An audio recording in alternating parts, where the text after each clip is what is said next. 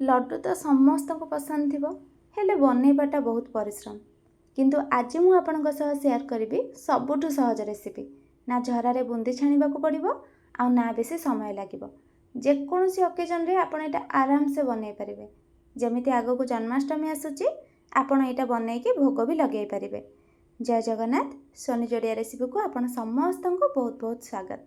प्रथमे मु नेइची 2 कप बेसन मापरे 250 ग्राम रे हबो एतिकी बेसन रे आपण मीडियम साइज रो 20 रु 22 टा लड्डू आराम से बनई पारिबे। एबे स्वाद अनुसार लूण दबा टेस्ट बैलेंस पई आउ 1.5 कप पानी दबा। एठी 2 कप बेसन रे 1.5 कप पानी देबे। अधिका गाढ़ा कि अधिका पानिया करिवार नहीं याकू। एबे आमे भल से मिक्स करबा बेसन को पानी रे जेमिति बेसन रे किछि लम्स न रहइबो से पर्यंत फेंटिबे जे पर्यंत बेसन पूरा मिसी न जाइछि एमिति स्मूथ कंसिस्टेंसी रे। देखंतु एबे आमे चामच गोटे बुड़ेले गोटे मोटा परस्त लेयर जेमिति सेथरे लागुथिबो बस एतिकी कंसिस्टेंसी रखिबार अछि। एबे आमे को 5 मिनिट पई छाडी देबा आउ तेल गरम करबा। फास्ट तेल रे अल्प टिके बेसन पकेकी देखिबे जदि तेल भलसे गरम थिबो देखिबे बेसनटा ऊपर को उठी आसीबो। एबे आमे बेसन को छाणीबा चामच रे गोटे जगह रे बेसी पकेइबेनी एमति टेढ़ा मेढ़ा करिकी याडी साडी पकेइबे काहेकि ना हमको याकू क्रिस्पी छाणीबार अछि। आ प्रथमे गैस हाई फ्लेम रे रखिथिबे बेसन तेल रे पड़िला पारे मीडियम टू हाई रखिबे। एबे गोटे पटरू हे आसिले ताको धीरे करिकी सेपट को लेउटेइ देबा बेसी टाइम लागिबोनी 7 रु 8 मिनिट रे हेजिबो। एबे देखंतु एटा हल्का गोल्डन भी हे आसलानी। एबे आमे याकू छाणी के गोटे प्लेट को काढी नेबा आ सेम प्रोसेस रे बाकी सब बेसन को भी छाणी नेबा किंतु एटा छाणीला बेले गैस को लो फ्लेम रे जमा भी करिवेनी नहले बेसनटा तेल अधिक भेड़ी नब आ लड्डूटा बहुत ही तेलिया लागिबो। एटी देखंतु सब बेसन को मु छाणी नेछि। एबे आमे ए सब को जार रे देकी भलो से ग्राइंड करबा किंतु पूरा पालिश करिवेनी हाथ को टिके खदड़ा लागिला परिका रखिबे।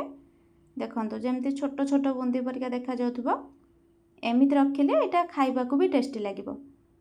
एठी मु सब बुंदी को ग्राइंड कर सारिकी गोटे बाउल को काढी नेछि। एबे आमे सिरा बनेइबा 2 कप बेसन रे 2 कप चीनी लागिबो किंतु मु मिठा टिके कम खाए तो चीनी टिके कम नेछि माने 1.5 कप पाखापाखी एतिकी रे भी मिठा पूरा परफेक्ट हेतिला किछि भी जणा पड़ नथिला। आ 1.5 कप चीनी रे आमे दबा 1.5 कप पानी जेतिकी चीनी सेतिकी पानी। एबे आमे याको टिके फुटिबा पई छाडी देबा किंतु बेसी गाढ़ा सिरा परिका करिवेनी नहले एटा बुंदी रे भलो से मिसिबनी गेटा गेटा हे जिवो। हाथ को टिके एमती तेलिया तेलिया लागिबो माने अठाळिया टाइप रो बस एतिकी ही फुटेइबे। एबे आमे एथिरे दबा गोटे पिंच ऑरेंज फूड कलर टिके भलो कलर आसीबो एथिरे जदि नाही ताले स्किप करि परिबे। एटा टेस्ट रे कोनोसी भी फरक आनिबोनी बस टिके सुंदर देखा जिबा पई एटा पकांती। एबे आमे एथिरे दबा हमर छाणी की रखिथिबा बुंदी आ मीडियम फ्लेम रे याको लगातार आमे मिक्स करबा एटा पकेला परे जे पर्यंत कंसिस्टेंसी पूरा गाढ़ा न होइछि। एबे हमर एटा पानी टिके सुखिकी गाढ़ा ही आसलानी तो एबे आमे एथिरे दबा 2 चम्मच चार मगज टिके हल्का भाजी नै थिबे याको पकेया पूर्वरु कंचा पकेले भी चलिबो किंतु भाजी देले तार भलो वासना आसीबो आ टेस्ट भी।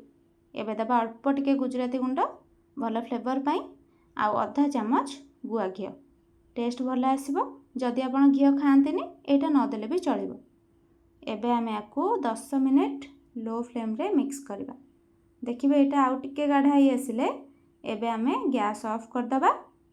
देखंतु पूरा एमती कंसिस्टेंसी थिबो आ याको गोटे प्लेट को काढी नेछि मु एठी टिके हल्का ठंडा हबा पई हाथ रे धरी हैला परिका अल्प ठंडा करिवे बेसी ठंडा कले एटा लड्डू रे शेप नबनी।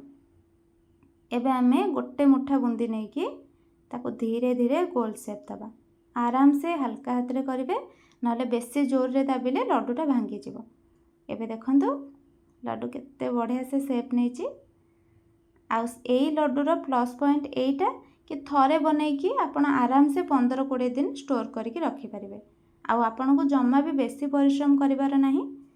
आ ए जन्माष्टमी रे आपण ए रेसिपीटा निहाती थरे ट्राए करंतु आ समस्त को टेस्ट करंतु देखिबे समस्त को लागिबो जे आपण एटा बाहरु किनि के आनचंती। आ हां जदि वीडियो भलो लागिथिबो लाइक करिवे आगो केमिति नुआ नुआ रेसिपी देखिबा पई चैनल को सब्सक्राइब करनेबे। देखा हबा नेक्स्ट वीडियो रे रहिली जय जगन्नाथ।